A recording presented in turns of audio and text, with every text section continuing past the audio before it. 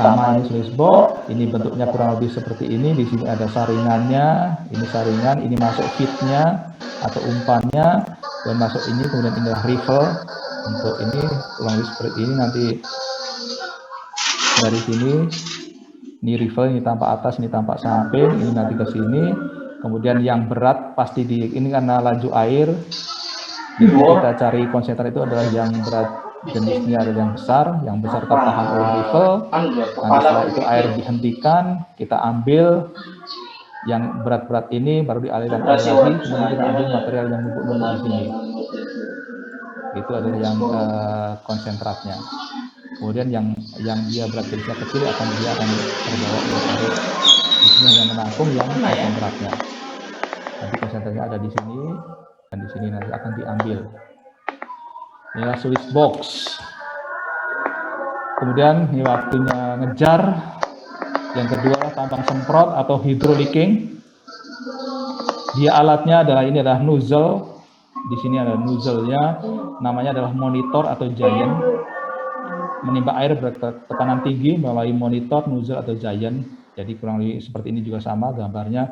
Ini adalah ini G, pemberat. Counterweight, ini adalah biasanya untuk pegangannya, jadi yang nyemprot, pegangan di sini. Ini contoh rancangannya monitor, diameternya nozzle, tekanan headnya, kecepatan air, kemudian kecepatan water jet, tergantung misalnya untuk pasir, untuk gravel atau untuk boulder. Ini kurang lebih bagian dari alatnya, bagian dari monitor atau giant. Ini adalah misalnya ini tambang-tambang seperti ini, hydraulic mining pada endapan pressure. Ini di sini dia duduk sini, operatornya pegang ini, disemprotkan ke sini. Ini approximate 200 feet, kurang lebih jaraknya 200 feet. Ini duduk di sini, ini aliran airnya semprotkan ke sini, nanti akan langsung jadi air, jadi pump. Ini tuh rival box, dia pakai rival box menggunakan merkuri untuk menangkap emas. Jadi ya ini tambang-tambang yang kalau seperti ini merkuri untuk menangkap emasnya. Kemudian zaman dulu ya lingkungannya tidak ini pressure depositnya atau seperti ini bagian dari waste dump sedang di hydrolicking, Moonmont Mining ini di Australia. Jadi mungkin ini tadinya waste dump itu adalah tempat tadi penimbunan, kemudian caranya dia disemprot untuk biar gampang untuk cara mengaturnya. Ini juga pakai semprotan seperti ini, hydrolicking. Kemudian seperti ini, tinggi jenjang yang disemprotkan umumnya bersekitar 5-15 meter atau bisa juga mencapai 60 meter.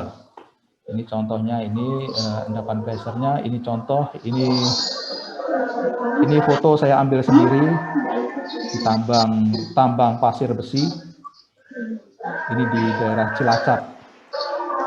Ini waktu saya kuliah lapangan 2. Kalau dulu saya di S1 UPN itu ada kuliah lapangan 1, 2, dan kuliah lapangan 3.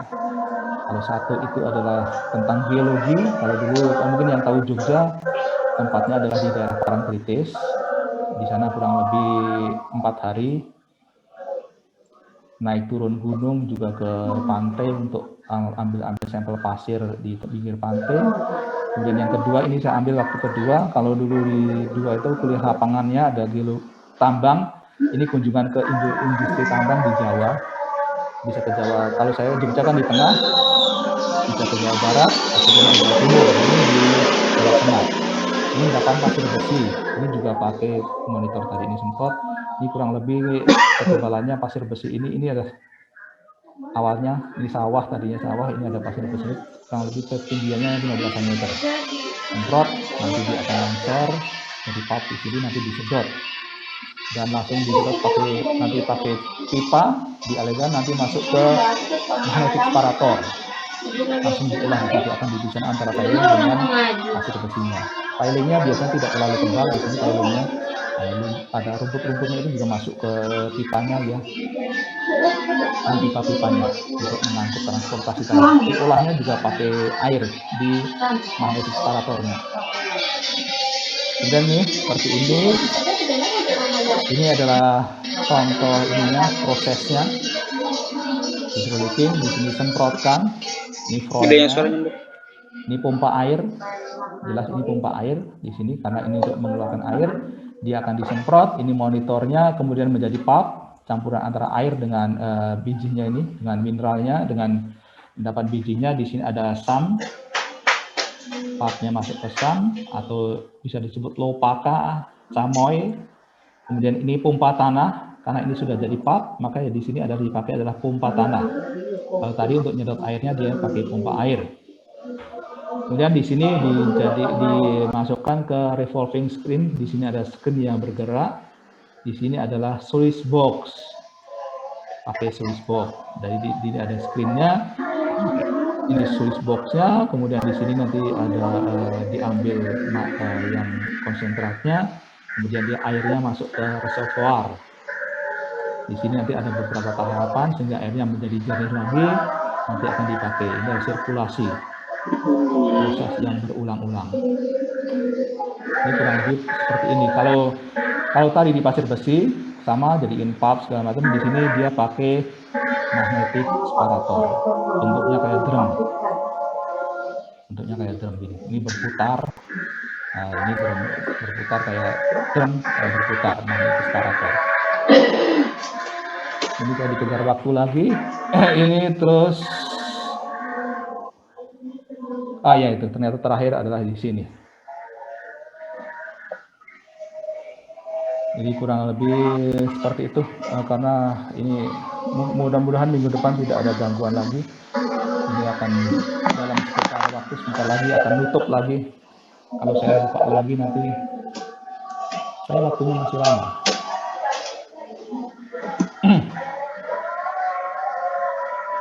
Oke, atau mungkin ada yang tanya dulu, kalau enggak nanti mungkin bisa balik lagi ke sini lagi. Nanti ini coba.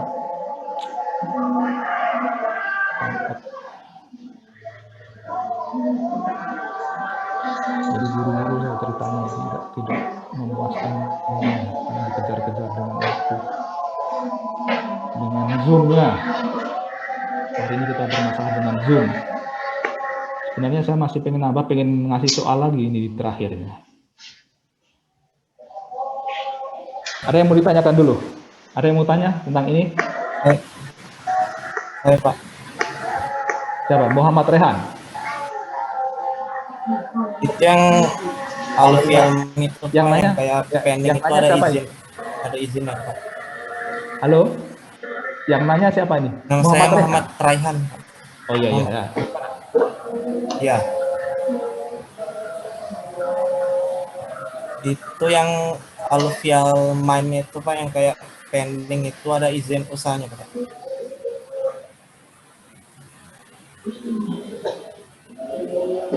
Yang ini? Yang sebelumnya Pak. Yang pakai panci. Ya ini Pak. Ya. Di mana? Itu ada izin usahanya Pak. Ya kalau dia tambangnya tambang besar, ya harus ada izinnya. Kalau misalnya rakyat biasa kayak gini ya, saya rasa kebanyakan ya orang-orang yang melakukan seperti ini orang-orang ya tambang-tambang ilegal ini. Makanya kadang-kadang saya belum pernah lihat kalau tambang ini tambang besar dia pakai seperti ini. Ini orang-orang rakyat biasa, misalnya ya mungkin di daerah Kaltim juga ada daerah-daerah Melaksana yang tadinya tambang tambang emas yang tambang emas besar di sana itu. Sekarang kan masih banyak juga yang cari-cari seperti ini. Makanya biasanya kebanyakan ini adalah tambang-tambang yang ilegal, tidak ada izinnya, karena pada saat dia pengolahan juga akan merkuri seperti ini, nanti makanya banyak air yang tercemar. Rata-rata kalau yang seperti ini itu banyak yang tidak berizin, tapi karena kalau perusahaan masa mau pakai pending seperti ini, suruh orang pada berjajar di sungai untuk dulang, ya tidak mungkin lah.